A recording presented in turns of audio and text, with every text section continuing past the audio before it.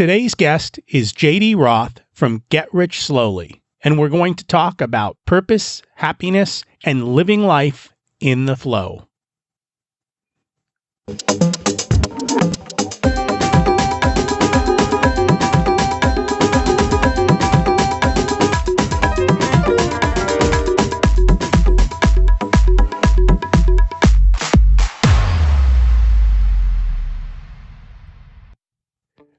Welcome to Richer Soul. Life beyond money, the last baby step. Imagine it's 12 months from now, and you've achieved your major goals. How does it feel to be in the best shape of your life? To wake up energized, full of energy, excited about the day? What's it like to have great relationships and friends who support you? How does it feel to have an excess of money to be able to make the choices you want? Imagine being connected to the universe and have it provide everything you desire. Your past does not dictate your future, and the only thing holding you back from this vision is you. If you haven't had a chance to listen through episodes 1 through 9, I encourage you to go back and listen to the framework behind Richer Soul and how to create balance in your life. I help people live the life of their dreams, and you can see how on richersoul.com by looking under the coaching call tabs to hear actual coaching sessions. You can also find all the show notes for this episode on the website. I've started to send out a monthly email, and you can sign up while you're there. In the short monthly email, I'll share the best articles of the month, let you know about upcoming episodes, and share a little bit of wisdom that I learned this month. I also share the most interesting articles I read every week on Facebook at facebook.com/Richer Soul. It's harder to keep wealth than it is to make it. Once you come up with a system to create wealth, you need to come up with a system to keep it. If you'd like a second opinion on your financial plans or you're worried you're missing out on something, check out the SWOT analysis, strengths, weaknesses, opportunities, and threats at richersoul.com/SWOT. Before we meet JD Roth, I want to tell you a story about purpose. I heard a story about a man who lived down in the Caribbean fishing. This guy was a master fisher. He could literally cast his pole into the water and immediately he would haul in a fish. So in no time he had enough to eat for the day and some to sell. He led a great life, enjoying his family, sitting by the crystal clear ocean, and enjoying a simple life in the tropical breezes, until a businessman showed up with some advice. The businessman saw opportunity. He saw how talented he was in catching fish and how much money he could make. So he asked, "Why don't you catch more fish?" The fisherman replied, "I have enough for my needs. Why get more?" The businessman continued, "But what do you do with the rest of your time?" And he answered, "Why, I spend it with my wife and kids, read, help out with the community, enjoy the cool water, and the relaxing breezes. This is a beautiful place." The businessman boasted, "I'm a successful businessman. I have an MBA, and I can help you be great. You have an amazing talent to catch fish. You could spend a little more time catching fish, and you could use the money to buy a boat." To which the fisherman replied, "For what purpose?" "Well, with a boat you could catch more fish and make more money and buy a fleet of boats." To which the fisherman replied, "For what purpose?"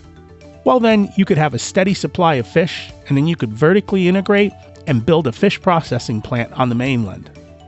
To which the fisherman replied, "For what purpose?" "Well, with 20 years of hard work, you could create an IPO and cash out. You'd be rich beyond your dreams." To which the fisherman replied, "For what purpose?" "Well, then you could retire to a small coastal village, spend time with your wife and kids, read, help out with the community, enjoy the cool water and the relaxing breezes in a beautiful place." Seems to me the fisherman got it right up front.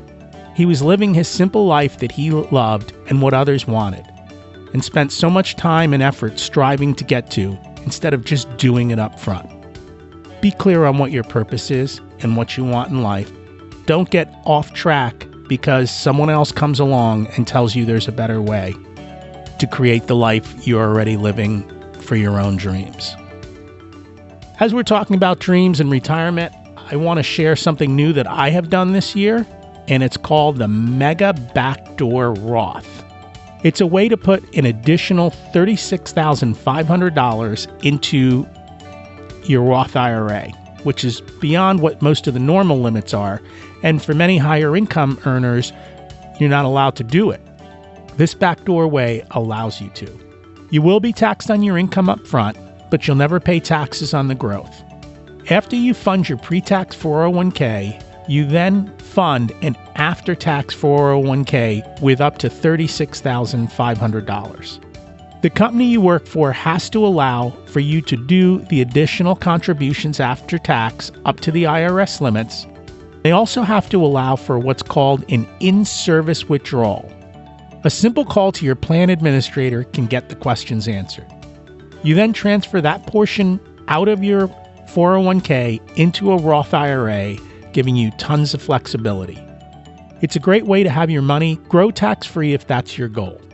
I'm going to link to an article from Mad Fientist in the show notes that explains how to do this in detail. Today's guest is JD Roth, who is an accidental personal finance expert. For years, he was deep in debt and struggled to get by on an average American salary. Eventually, he stopped looking for easy answers and started doing the hard work necessary to turn his financial life around. Along the way, he documented his progress at GetRichSlowly.org, which he started in 2006. That site grew to become one of the biggest money blogs on the internet. Today, 12 years later, JD is still learning about money, still sharing what he learns with Get Rich Slowly readers. Let's meet him. Welcome to Richer Soul, JD Roth. It's great to have you join us today. Thanks, Rocky. It's good to be here. And I'm glad we finally got together. So we always start at the beginning. What was it like when you were growing up, and how much did your family and school teach you about money? Well, that is a great question. So when I was growing up, my parents were very poor. Maybe not poor like some particular classes of individuals in the United States face, but very poor for where we were and who we were. I grew up in rural Oregon, about, an hour south of Portland, kind of between Portland and Salem, out in the middle of the country. We grew up basically where my father's family had lived for the past 100 years, and my father's family had always been poor. They had been farmers, and subsistence farmers at that. They didn't make a lot of money. My dad's dad was a janitor at the high school. He and my grandmother just barely got by. My parents, they didn't have a lot of money either. My dad, I say that he was a serial entrepreneur because he was always starting businesses, and that's true. It's very true. But he was also, he spent a lot of his time when he wasn't starting his own businesses. He was a salesman, but not a very good one. And mom didn't work. She raised us three boys. So we didn't have a lot of money growing up. And there were times where we relied on church charity, for example, for food and clothing. We lived in a trailer house out in the middle of the country, and it was a beat up trailer house. It was run down. I don't want to make it sound like it was too bleak. We always managed to get by, but looking back compared to what my peers had, we did not have a lot at all. When we did have money, because we went through kind of a boom and bust cycle, when we did have money, my parents found ways to spend it, especially my dad. He liked his toys. If for whatever reason he had a few $1,000s, he'd go out and he would buy an airplane, for example. He always wanted to be a pilot. Or he'd buy a sailboat. And then when the money got tight, he'd have to sell that. So at home, I didn't learn much about money other than that it was scarce, and it led to fights because my parents always fought about money. Ironically, I think, compared to most people in the United States, I had a pretty good financial education in school. And that started with just examples in grade school and junior high. And then in high school, we actually had a financial literacy class, a personal finance class, which I understand is unusual. Now, having said that, the personal finance class wasn't very useful. It covered things like, how does the Federal Reserve work? And how do you write a check? So it didn't really teach skills for managing money. All of that is a very long answer to say that my family didn't teach me anything about money because they didn't know anything about money other than my dad knowing how to start businesses. And at school, I did have some exposure to personal finance, but I don't consider it useful knowledge that I gained in school. It's quite an interesting story. Surprising because, and this was kind of an aha for me, I just assumed people who knew how to start and run businesses understood numbers. And I've come to the realization that is so far from the truth. Most business owners don't understand the numbers and don't know how to keep track of that. Is that true from your experience, that you see that the business owners, they know how to run the business, but not necessarily their own financial lives? I don't even think they know how to run the business financial life in most situations because they're all experts or they all love whatever it is that they're particularly doing. But that doesn't necessarily mean they're good at running the business part of it, especially an entrepreneur who's an idea guy.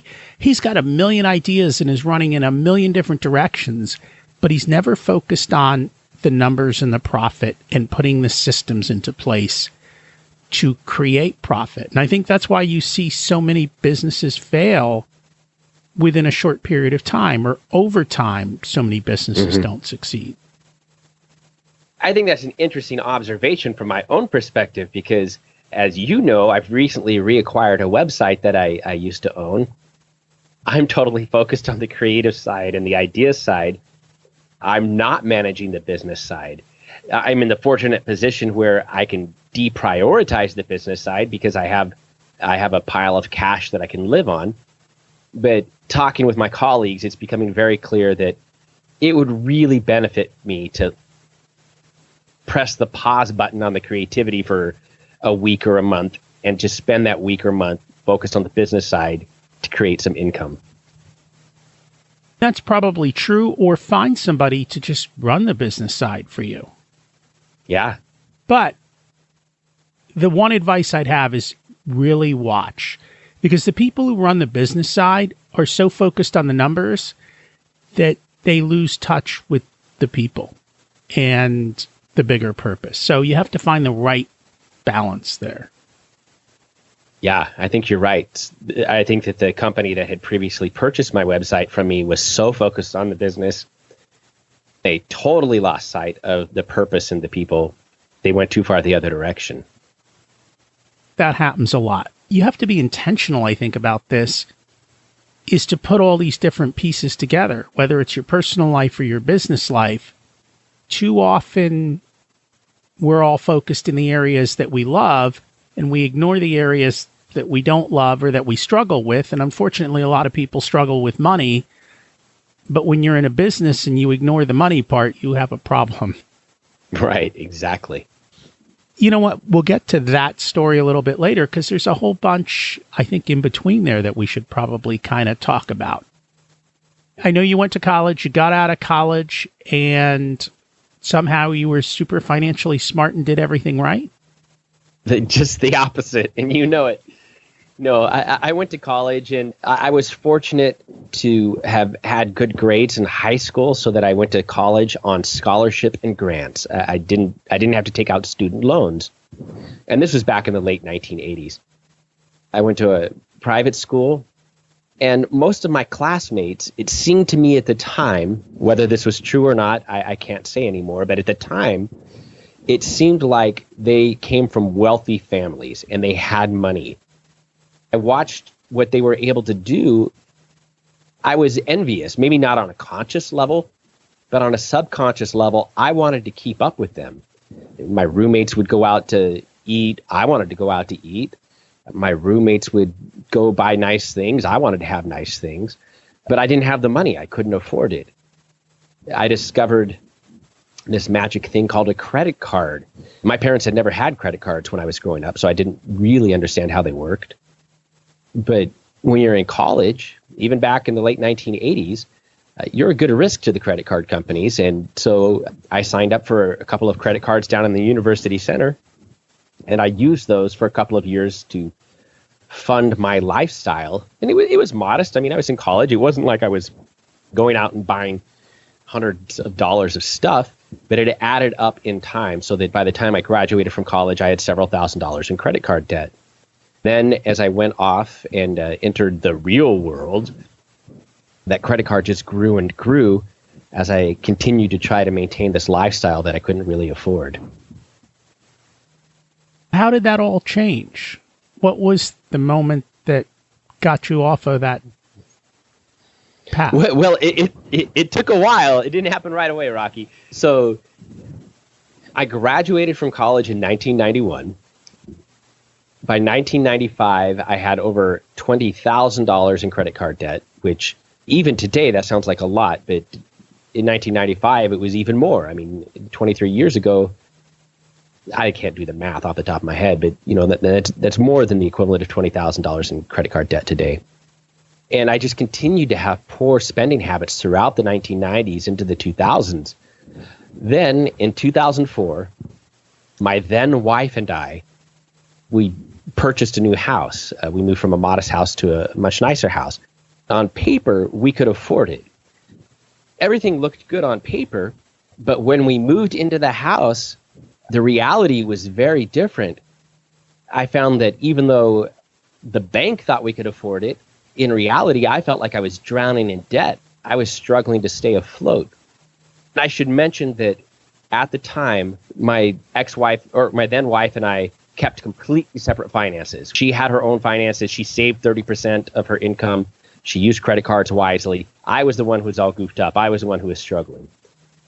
In 2004, we moved into this house. It was June of 2004. And we had so many remodeling projects. There was so much money going out. I felt like I was drowning. So in October of 2004, after reading several books that people had recommended, including Dave Ramsey's Total Money Makeover and Your Money or Your Life by Joe Dominguez and Vicki Robin, I sat down and just in this fit of desperation, I created this financial plan, a get out of debt plan. It was based on Dave Ramsey's version of the debt snowball. Based on the numbers I worked up, I thought that if I was really diligent, I could be out of debt by December of 2007, so just over 3 years. That was my real turnaround point. It was October of 2004. In April of 2005, I wrote an article for my personal blog, and I called that article Get Rich Slowly. I had been borrowing books from the public library, books about personal finance. This article was my attempt to distill everything that I had learned into one coherent thing. I was doing it for myself, like writing down all this information. How do you get out of debt? How do you build wealth? And I thought the books seemed to have this common thread, and that they all said that there's no reliable way to get rich quickly, but there is a reliable way to get rich slowly. And that was what I was trying to beat into my own brain. For whatever reason, that article was very, very popular around the internet back in the early days in 2005. So in 2006, when I was trying to look for ways to earn extra money, I thought, oh, well, maybe I could start a blog about money and I could call it Get Rich Slowly, just like that article. So that's what I did. A side comment, banks and the way they loan money is absurd. And what they tell you you can afford is not the reality of the situation.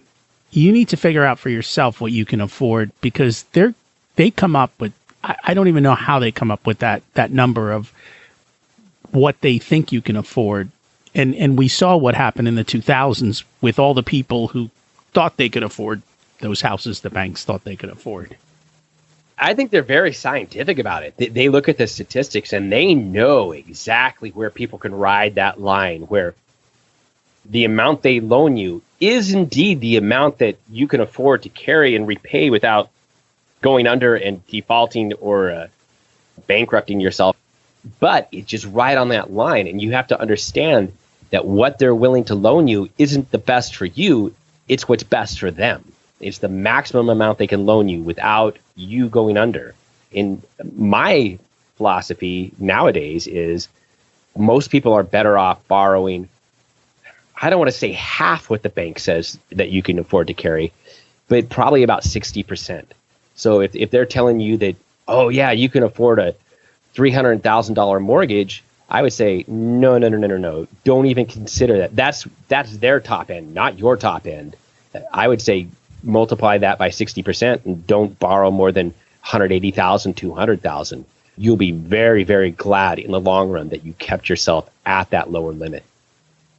I used to know a rule of thumb, and this one goes way back. It was back when interest rates were considerably higher than they are today, but it was 2 times your income plus the down payment. So if you made $100,000, you should buy a house for $200,000. And back then, everyone wanted to put down 20%. So $100,000 buys you about $240,000 a house. Today, with interest rates much lower, you could probably push that a little bit. Maybe you go to 3 times income. But I don't even know what the ratios are for what the banks will give you, but I've got a feeling it's a lot higher than that. Right. And I don't know what they are anymore, but I do know that I wrote a book about 10 years ago called Your Money, the Missing Manual. And at the time that I wrote it, that was just at the tail end of the financial crisis. And I remember doing the research and looking at debt to income ratios, which is what banks use to determine how much debt that you can afford to carry. And I'm afraid that if I start making up numbers now that I'm going to give you the wrong numbers. But I think when we bought our first house in 1994, Chris and I were told that our front end debt to income ratio, meaning our housing expenses, could be 28% of our income. But by the time that we bought that second house in 2004, we were told, oh, no, 33% is fine. But when I was doing research, I discovered that back in the 1970s, the number had been 25% or even lower.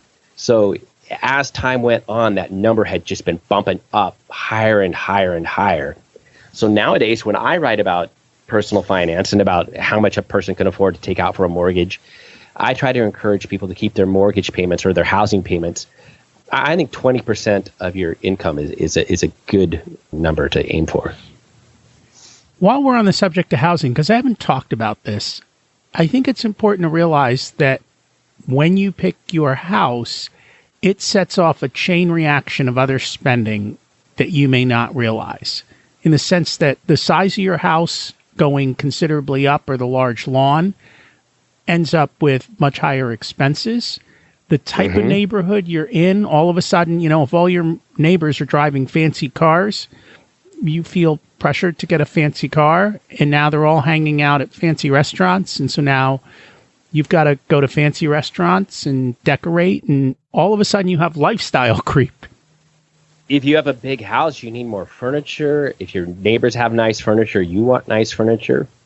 And we should point out that it's absolutely possible to divorce yourself from this mindset. But the default is, if we're not purposeful, if we are not deliberate, we tend to fall into what you called lifestyle creep. It's just a natural thing to want to keep up with the Joneses. We don't even think about it. It's just something we see other people with these things and we think, oh yeah, that makes sense. I should have that too. And I don't want to judge anybody and say they're wrong for doing that. It's a natural thing. But if your spending isn't intentional, if it's not aligned with what you want to accomplish, then it's actually harming you rather than helping you. Maybe this is a good time to kind of switch gears a little bit. When you talk about intentional, I talk about knowing your purpose. And I know you kind of have the same mindset along with that. So let's open up with, what percent of people do you think are clear about their purpose? Well, I've never thought about it in those terms. I don't know. Do you have a feel for what percent of people would be clear on their purpose? In conversations that I've had, I'm thinking the percentages are extremely small. I think there's a group of people that kind of know, and then if you ask how many people have a written, purposeful plan written down, you're down into the very low single digits. Yeah, I've never tried to quantify it before, but as I think about my own life and the people I meet, I would agree with you. I'd have to say that maybe 5%, give or take, have an idea of what they want out of life, and then some even smaller number, like 1%, have anything written about what it is they want to accomplish. And a lot of times those people are coming from a place of spirituality. I don't know. It's something. Their plans come because they've done this with their church or some other group that is spiritually related, I guess. And so if you get away from the non-spiritual realm, I feel like the percentage is even smaller of people who have a written purpose. To me, that's the foundation of life. Until you decide what you want, it's so hard to figure out where you're going and to make decisions. And then you get stuck in tactical decisions that don't even make sense because you're not sure where you're going. And until you know where you're going, everything is difficult. It's like every decision becomes so hard because you don't have a clear place to go. It's hard, yes, but it's also easy because if you don't know where you're going, then one choice is just as good or just as valid as another. If you don't have a direction in mind, then it doesn't matter that you're going to go out and spend $35,000 on a brand new car because you don't have a direction. And so spending that $35,000 on the car to you is just as good as saving the $35,000 because the saving the $35,000 is also purposeless. So I'm not saying that those two are actually equivalent, but if you don't have direction, then it seems that way to you, I think.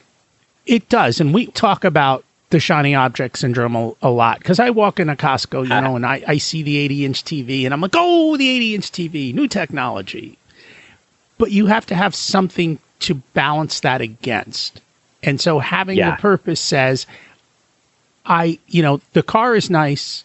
That's beautiful. I'd love to have it. However, for me, freedom is more important, or not having to work, or early retirement, or whatever it is that you choose is more important than that particular purchase in that moment. Absolutely. And I love that term. I've never heard that before. Shiny object syndrome. SOS. I love it. Yeah, I agree with you, Rocky. I write about money, and I've been writing about money for almost 12 years. Overtly, my work is about personal finance. But what I'm actually writing about is happiness. And I think what we all want is increased happiness, and money is a tool to help us achieve that. The first thing I ask my readers to do is to try to come up with some sort of basic written statement of purpose. I call it a personal mission statement. But I think this is such a valuable tool, and the exercises, and there are a number of exercises, the exercises that you can use to help you create this personal mission statement are so valuable in helping individuals figure out what is important to them, what's important to their families, that just going through them, even if they don't come up with an actual written statement, just going through the exercises can help them make better financial decisions and better decisions in all aspects of their life going forward. Is that something that's available on your site, the questions themselves, or how would people find the questions to ask themselves? Okay, first of all, I should clarify that right now I'm in this state of transition. Longer ago, I owned a site called GetRichSlowly.org. I sold that, eventually started a site called moneyboss.com, and now I've recently repurchased GetRichSlowly.org, and I'm in the process of merging everything together. So the information I'm about to give you is in a state of flux, but it'll work. I'll make sure that everything still works. So if you go to moneyboss.com, and you were to see, I'm going to have to do it on my own. If you go to the resources section, I have an exercise that you can download for free. I don't charge for any of my material. Well, that's not true. I have one course that I do charge for, but 99% of it is free. I have a PDF that you can download that walks you through the process of creating a personal mission statement. It helps you. It asks you some questions. It asks you to set aside an hour or two of your time and to sit down and actually do some introspective work, I guess, in figuring out what's important to you. And elsewhere on Money Boss, I have, I think it's a dozen exercises, a dozen different kinds of exercises for people to work through to figure out their purpose, because each of us is different, and an exercise that might be effective for me might not be effective for you. So I tried to just gather these 12 exercises. They're not anything that I created. They're things that other people have created. And I gathered them all together in one place so people could work through them and choose which ones were most effective for them. That's an important thing. What works for one person doesn't always work for another person. And so you have to keep trying until you find the tool that works for you and then go implement it. And I don't know what have you found with people who are looking for their purpose? I think sometimes up front, people feel that they have to have a massive purpose. Like they've got to change the world and affect 1 billion people and, bring about world peace. But I think for most of us, we have much smaller and much simpler purposes for happiness. I think you're absolutely right.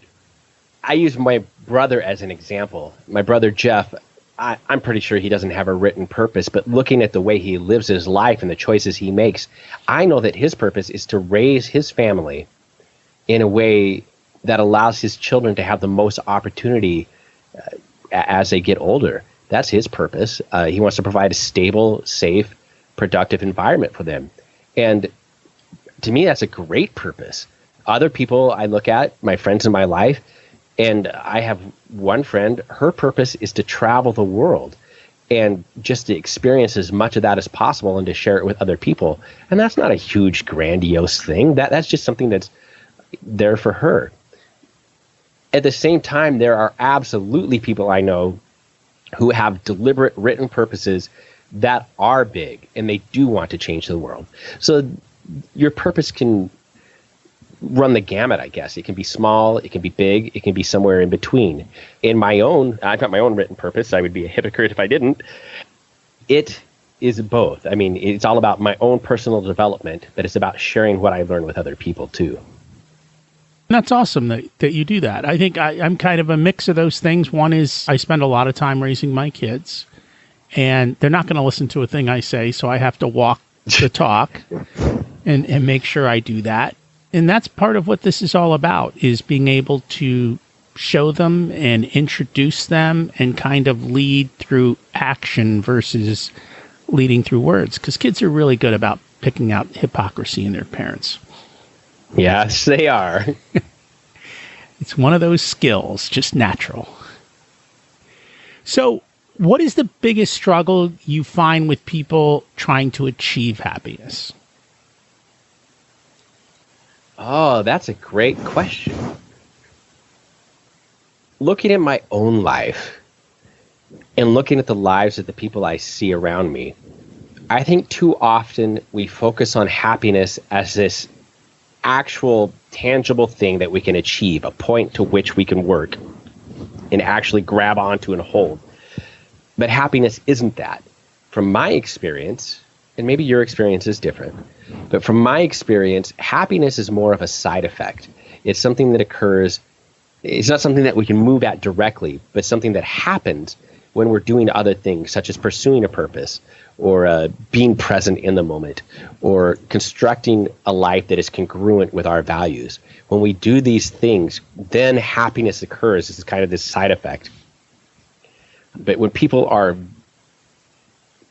think, oh my gosh, I want to be happy, I'm going to pursue happiness directly, and here's how I'm going to do it, I actually find, and again, this is from my own experience with my own life and from watching other people around me, I find that the direct pursuit of happiness actually leads to unhappiness. It's unfulfilling because the things we think will make us happy, or when we're trying to pursue happiness directly, that's not actually what we want. You know, what we want is meaning, a purpose, and a value-filled life, and that's what produces happiness, not the direct pursuit of I guess hedonism, because that's what the direct pursuit of happiness turns into, is this hedonistic thing. People think, for example, that they'll be happy if they just sit around and play video games all day, or eat great food, or drink a lot of alcohol. And these things don't actually produce happiness. They produce momentary pleasure, but that's a very different thing. I think I read something very recently about the difference between pleasure and happiness. And I'm trying to remember exactly what it talked about, but I think it talked about pleasure being in the moment of doing something, but happiness kind of being a fulfillment from inside. And I know that I'm not doing it justice. I don't know if you've read anything or can expound on that. I haven't read that particular piece, and I can't expound upon it too much, but I can just say that I agree. Okay, that's fine. And I didn't mean the piece, but just the concept in general. Yeah. I've written extensively about happiness at my various websites.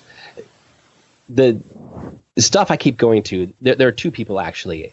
I go to the work of Sonia Lyubomirsky, who wrote a book called The How of Happiness, and she talks extensively about what produces happiness. Sonia Lyubomirsky has written extensively about happiness, and she says that each of us kind of has this like set point that accounts for like half of our level of contentment. So it's almost like it's built into us. It's just genetic. About 10% of happiness is based on external factors, the things that happen to us. A lot of times we think that, I'd be happier if I won the lottery, for example. But there are studies that show that lottery winners a year from now, after winning the lottery, are no more or no less happy than they are when before they win the lottery. And the same thing with people who, I think it was amputees they studied. People who lose the use of a limb are roughly at the same level of happiness a year or 2 years after they lose the limb as they were before. And this is because the stuff that happens to us, the circumstantial stuff, does affect us a little bit, but not a lot. So about 40% of happiness comes from the things that we choose to do, from our actions and our attitudes. And I think that's an important thing to note. So Sonia Lyubomirsky, I love her book, The How of Happiness. The other person whose work has really influenced my own thoughts is a guy named Mihai Csikszentmihalyi. And I'm not going to even try to spell it, but this guy is the psychologist who developed the concept of flow. And flow is his term for what he calls optimal experience. And a good way to think of flow is like if you've ever been deeply involved with work, it's something that matches your skill set, something that you love to do, and all of a sudden time just melts away and you find, it's 4 or 5, 6 hours later and you don't know where the time has passed. You've just been so wrapped up in it. That is flow. And so Mihai Csikszentmihalyi has a couple of books about this subject and about how it relates to happiness and fulfillment and achievement. Now, I think it's great stuff. Thank you for sharing that. I've heard a long time ago, and I truly believe it. It's a quote that goes along the lines of life is 10% what happens to you and 90% how you respond. And so the reality is the reflection in the mirror is what needs to get controlled. Us, ourselves. Absolutely. There are a lot of studies that show, and I think Mihai Csikszentmihalyi has some too, that it's not the events that happen to us that affect our happiness, but how we respond to those events. We always have a choice of how we are going to respond. Even when crappy things happen to us, we get to choose how we are going to respond to those crappy things. And they may suck. Don't get me wrong. Things happen to you and they suck. But it's up to you whether you're going to let that bring you down or whether you're going to figure out a way to rise above it. And that is super difficult to do. It is. And I don't want to make it sound like it's just like you snap your fingers and it happens. There are certain people who systemically, they're in a bad situation, right? They might be part of a group that is subject to greater difficulties than another group. They might have more challenges to overcome. But regardless, no matter what your situation, it's up to you to figure out how you're going to react to that situation. Even if you're somebody who's in this, if you're an underprivileged person, that sucks. And the system may be stacked against you, but regardless, within with the cards you've been dealt, I guess is a way to phrase it. You can't control the cards that have been dealt to you. All you can do is control how you are going to play those cards. Maybe you can't turn them into a winning hand, but you might be able to bluff your way into a better position than what you had at the start. I agree with you. I've been to many third world countries, and I think it's our perception of whether or not they're happy or not happy. In the sense that I've heard a lot of people who've been to third world countries who said that some of the poorest people seem to be the happiest because they're just content for everything and anything. Yeah, it can be true. But at the same time, there's plenty of rich people here who struggle and are depressed and are not happy. Yeah, I guess what I'm trying to do is not make it... I don't want to sound all Pollyanna and say that, even if you're a poor black single woman trying to raise 3 kids in Mississippi, that you have all the same advantages as me, J.D. Roth, sitting in Portland, Oregon, in this lovely home, and the advantages of race and class. I mean, I don't want to make it sound like we have the same starting point, because we don't. No, and I don't mean to say advantage. It's not clearly there are differences and advantages. Everyone has their own cards that they're dealt. Yeah, I think it's more of our internal happiness to that. There's no reason that person, that single mother can't be happy, and you could be miserable. Okay, exactly. And I agree with that. And believe me, there are plenty of people in my peer circle that are miserable and who do struggle and who are not doing the best they could with the cards that they've been dealt. And meanwhile, I know people who have come from very disadvantaged circumstances that have managed to rise above the situation. Absolutely. There's an episode that I recorded just not long ago, but the woman had come from, I think it's Serbia, and she was there during the war. And we talk about happiness and how they left, and there's plenty of insights in that. So I think at the end of the day, it comes down to how we respond to it and what we choose to make of it. And how and it's not easy. It's not easy, and you've got to be deliberate. You've got to be resilient, and you've got to persevere. So money doesn't buy us happiness, but it sure makes it a lot easier. And yet people seem to really struggle with money. What have you seen are some of the reasons that people struggle with money, and maybe an idea of what's an easy way to, I'm not going to say it's an easy way, but how do you get over that struggle? I think the biggest thing comes down to an ability to defer gratification. And if any of my friends, or if my ex-wife heard me talk about this, or even my current girlfriend, they would laugh, because I'm one of the worst people at deferring gratification. But it's true. The people I see who struggle with money have a hard time waiting to have more tomorrow when they could have something today.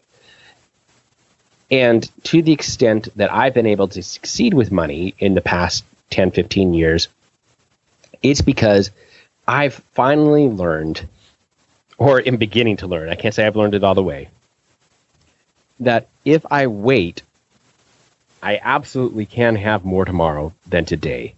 But if I spend the money now, then I'm sacrificing my future. And if you go into debt to buy something today, you're doing much more than sacrificing your future. You're going to make it a miserable place depending on how much in debt you go. Yeah. You know, Rocky, the one thing that I've learned, so I've been reading and writing about personal finance for 12 years now. And when I first started reading and writing about money, I didn't know what the heck I was doing. Like I said earlier, I was really struggling to figure things out. Now, I don't want to make it sound like I have everything figured out, but I don't want to call them secrets, but I've discovered some secrets, you know. I've figured out what does seem to be most effective for many people. I hang around now with people who are financially independent or who have achieved early retirement, and I listen to what they think about and what they talk about. And I would say that the number one thing that I wish I could convey to people, to my friends, to my family, to my readers, to your listeners, is that the best way to achieve any financial goal that you have is to create the biggest gap possible between your earning and spending. And this seems really basic, and it's not a secret. It's like the most open secret in the world. It's not as earth-shattering as some people want it to be. But the bigger the gap you can create between your earning and spending, the more doors you open up for yourself. And this seems counterintuitive because to create this gap between your earning and spending, you have to, first of all, cut your spending right now. You have to reduce what you're enjoying in life at the moment. And at the same time, work harder to boost your income. And so people are like, man, that doesn't sound very fun. How is this a secret to success? And yet it is, because it opens up that gap, that I call it profit margin, because it really is just like profit in business. The greater the profit you can generate, the greater freedom you're buying for yourself, both today and tomorrow. And I absolutely agree with that. And I think, when we look at that advice, what I say to people is, when it comes to cutting spending, you don't have to cut what you love. You probably spend money on stuff that you just do out of habit that you don't even notice. And especially with a credit card that you could get rid of and not miss. I know when I get my credit card at the end of the month, I look at the thing and it's like thousands of dollars. The majority of it is $10 and $20 of stuff that I don't even remember buying. And if you can get rid of that kind of stuff, there's no pain. And if you can just start saving a little bit, so even if you can save 2 or 3% this year, and you did that for 10 years, every year, just adding 2 or 3%, within 10 years, you're at a 20 to 30% savings rate. Yeah. And then if you can boost your income a little bit more, which if you don't have a lot of money, one of the smartest, fastest ways to get more money is to boost your income, then you can quickly do that. And I know, because I've quoted you, and I tell people, saving 50% is not an unreasonable number. And you can still live a pretty nice life at that. A lot of people save half, and they don't even realize that's what they're doing. If you have dual income couples, and one, you're living off of one person's income, now assuming that the incomes are roughly the same, then you're living on roughly half your income already. I know many people, when I was younger, back when I was in my 20s and 30s, long time ago, my friends would do this. They'd save the husband's income or they'd save the wife's income, and they just live on the one income. And so they were saving half. They were living on half. And it's not as difficult as a lot of people want to make it sound. I think it gets tough when you've become accustomed to spending everything or saving only 4 or 5%, and then somebody tells you to save half. That can seem like a shock. But there are plenty of people who start out doing that and are able to do that their entire lives. And, I was going to, when you were mentioning changing habits earlier, I've been thinking about something. I haven't actually written about this, so it's not a fully formed idea in my head, and maybe I can't articulate it. But one thing I've been thinking about a lot lately is what I call linchpin habits. And this is just something I've made up about a week or two ago, because one of the things I'm trying to do in 2018 is drink less alcohol. And I had to think about this a lot. How am I going to go about drinking less alcohol? How am I going to make this happen? And I decided, well, instead of just going cold turkey, why don't I just cut out beer? The reason I did this is I don't just have one beer. When I go to the fridge and I have a beer, that turns into a second beer and a third beer and a fourth beer. And before you know it, I've gone through the evening and I'm buzzed. I've had too much beer. I'm rough the following morning. It's costing me money. It's costing my health. And I realized that Kim and I, we tend to go out a lot too. She'll say, hey, do you want to go down to the pub? And I'm like, yeah, you bet. Let's go down to the pub. So we go down to the pub and we have 2 or 3 beers. We eat fried food. That costs us $50 or $60. It's not good for our gut. It's not good for our health. And just by removing this one habit, just by removing beer, I'm finding that physically I feel a lot better. I'm drinking less alcohol, my health is improving, and I'm spending less money. And it made me realize that this is the same kind of thing I did when I was trying to get out of debt.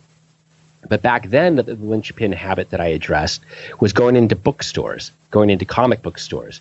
At the time, I was spending hundreds of dollars a month on comics and books. And I told myself, I'm going to still allow myself to buy comics and books, but I just can't go into the stores. And by doing that, I cut my spending like by 80 or 90%. I changed this one linchpin habit. And I would encourage your listeners, if they do want to figure out ways to reduce spending, to see if they can identify the linchpin habits in their lives. They're not always obvious. It's not always obvious how to do it. But if you can find a way, instead of saying, I'm going to just cut out books or I'm going to cut out whatever, just look for the one little sub-habit that's kind of causing this domino effect. Remove it and see if that doesn't cause an improvement. And that's great advice. I think I heard from someone once who said, especially on a large purchase, what they said is, I'll buy it tomorrow. And so they would see that boat and they're like, all right, I'll buy that tomorrow.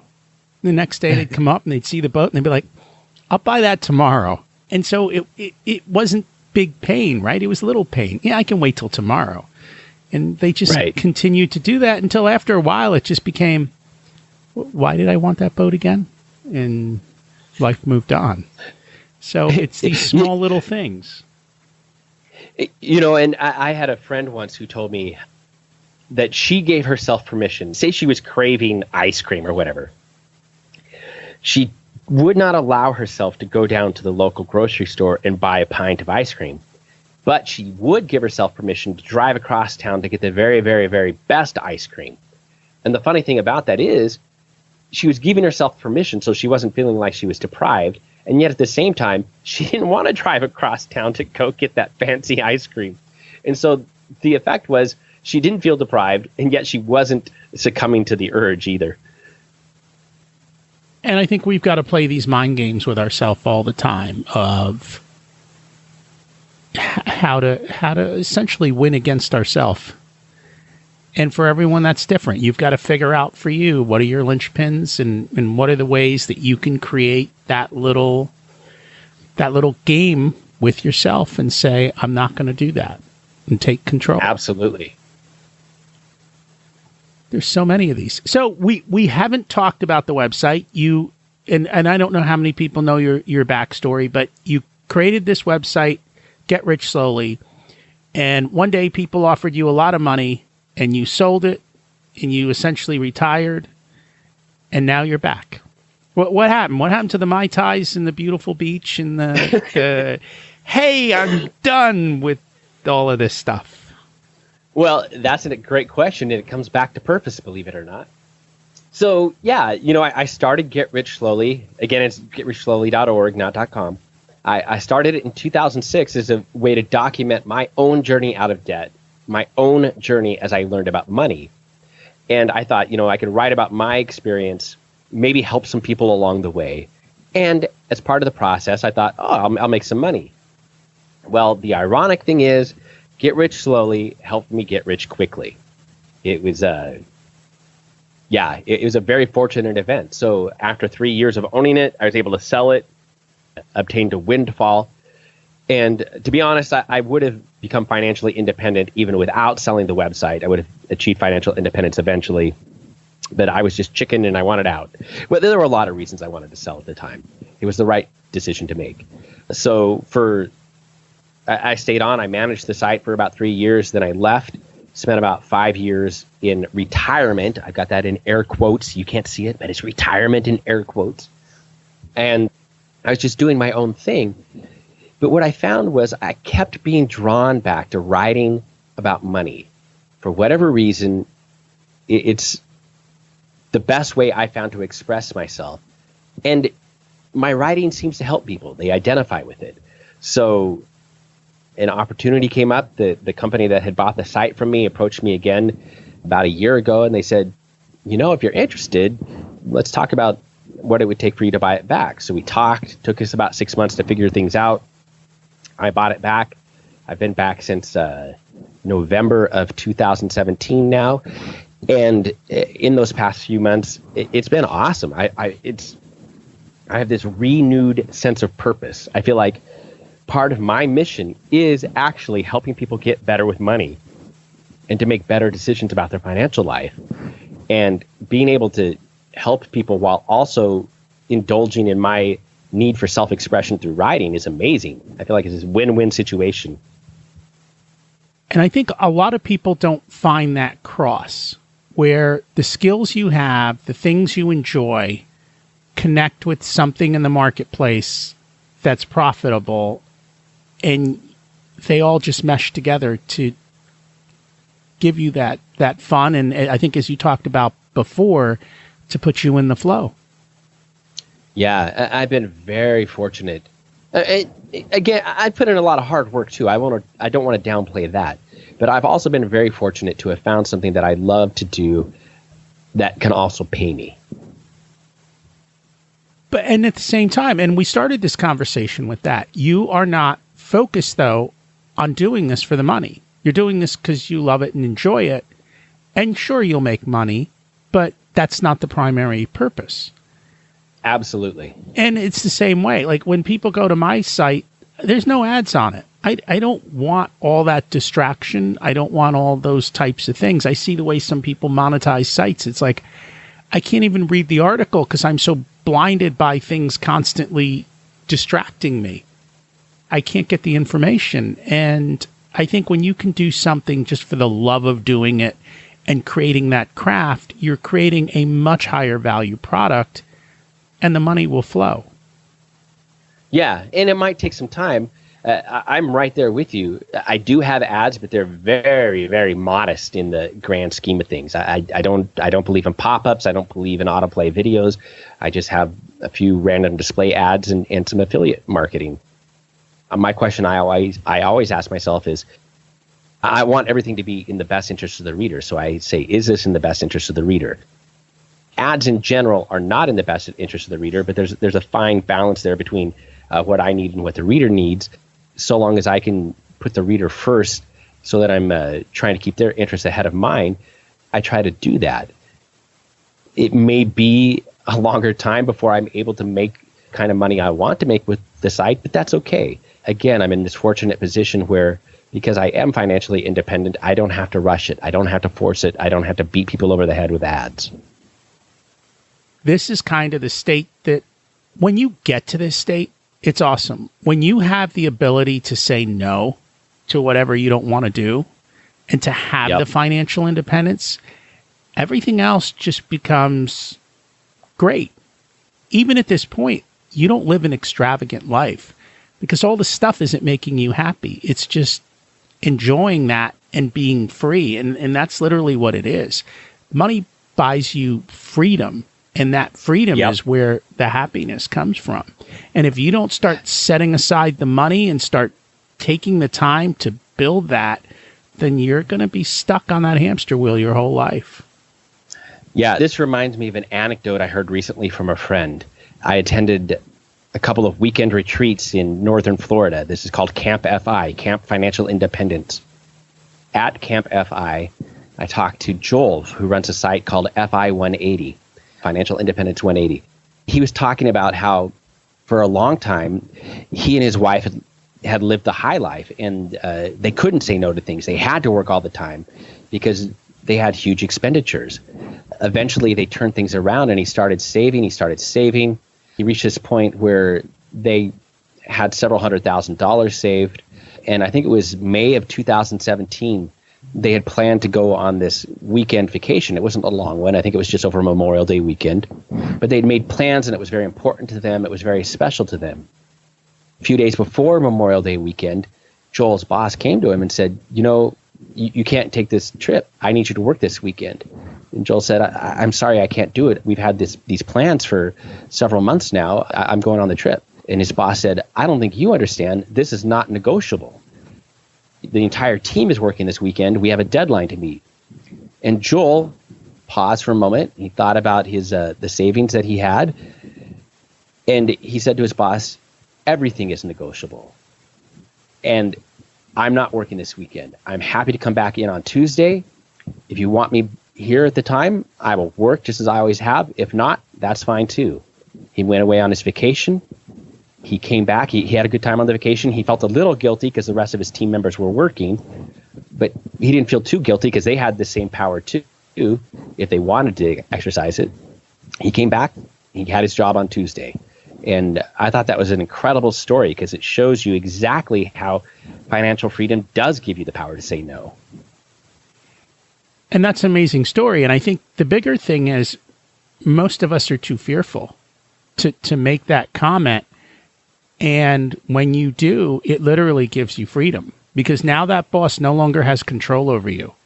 You have control over the situation. And now you can write your own ticket. And more often than not, you'll get a raise along with it. I think it's a great point. When you have money saved, the balance of power shifts from the employer to the employee, shifts from your boss to you. It does. And that's a great place to be in. It doesn't mean that you're not going to work. It just means that you get to choose what you want to work on. And you get to kind of have that path and have fun and enjoy it. Absolutely. So we've talked about a lot of different things. I guess one of my last questions, what still surprises you with regards to people and money?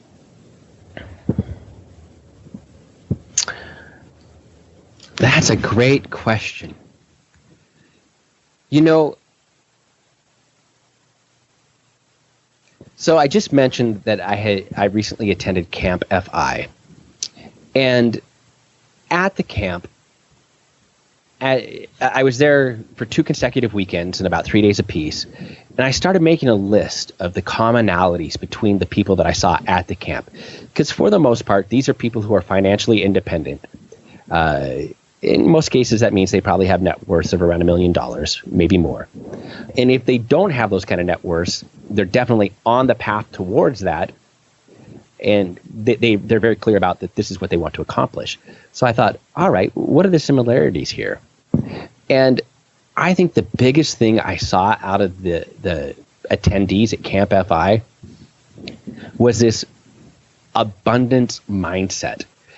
And I know there's a lot of baggage associated with the terms abundance mindset and scarcity mindset because these terms are used a lot in all sorts of new age stuff like the law of attraction, where it's more like you can just will money to come into your life than actually having to work for it.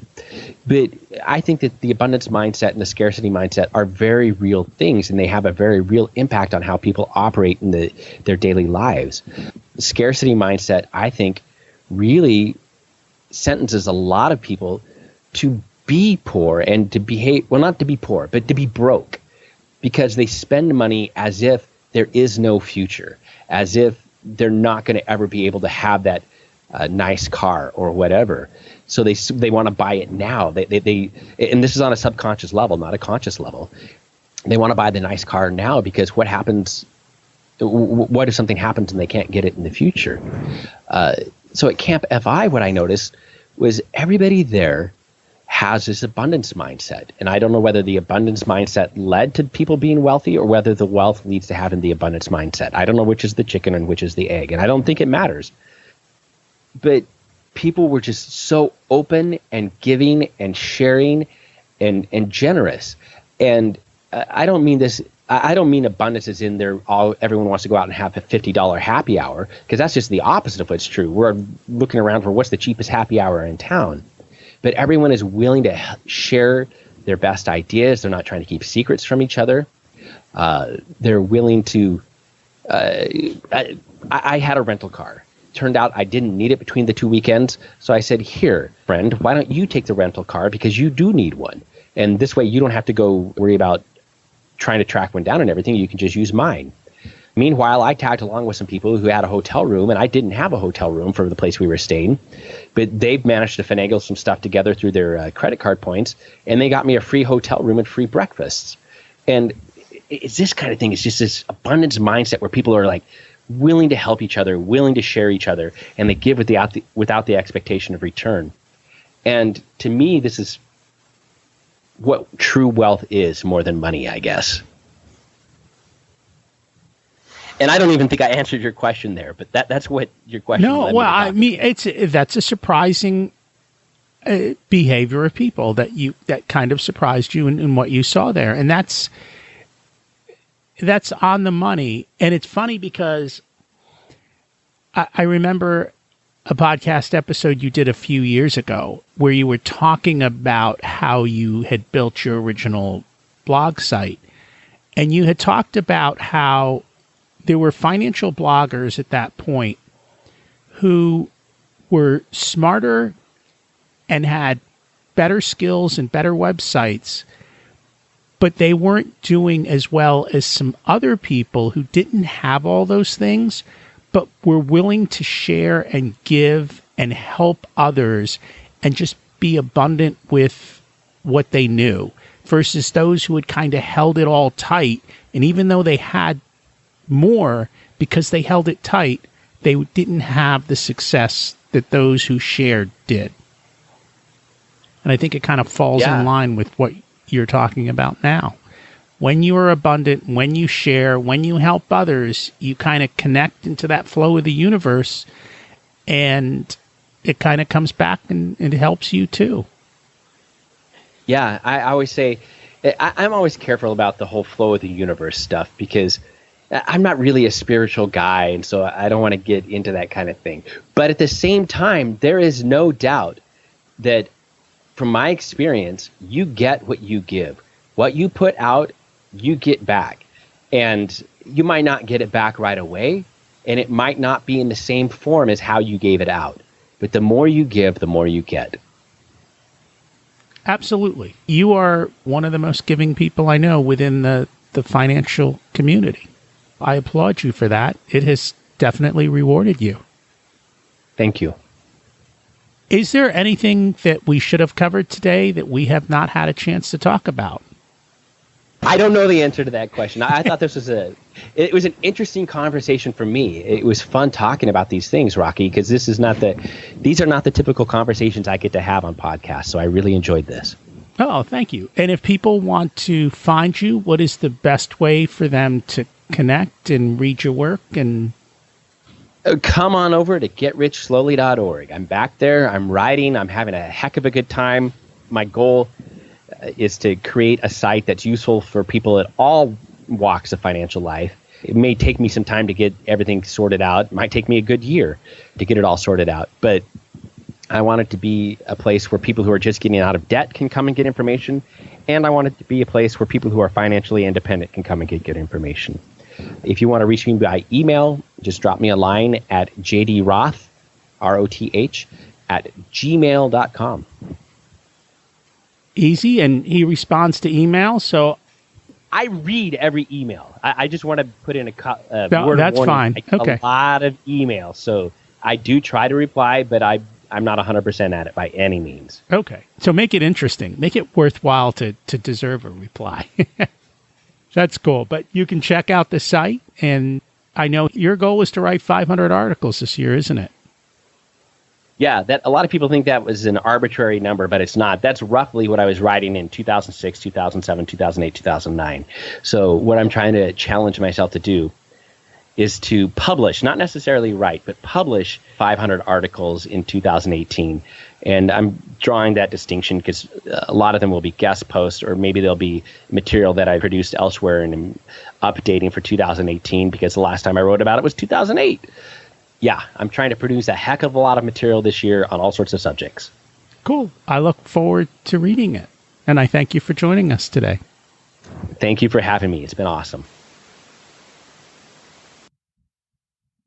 I encourage you to check out JD's site, getrichslowly.org, not .com. Clearly, where you focus your attention is where you get results. Are you clear on your mission and purpose? That's our action step. Check out the free resources from Money Boss to get started on clarity in your life. If you have a plan, take the time to review your plan and ensure that you're on track. Once you know where you're going, getting there becomes easier. it's still a hard journey. And it's during that journey that happiness occurs. And it won't happen overnight. But over time, your efforts do compound and success does occur. Is there someone you know who could benefit from what we talked about today? Please share. It helps you to build social capital and create better relationships and start better conversations with the people you know. And they will appreciate you for it. What's preventing you from moving forward? And who are you putting on your team to help build the life you deserve? Taking no action creates a far worse outcome in life than trying something and failing. Can I help you achieve your goals? Just email me, and we can start with a short chat to see if we're a good fit. Thanks for listening. You can contact me at rocky@richersoul.com. I'd love to hear how you're doing and how the information I've shared has helped you. Have an abundant week.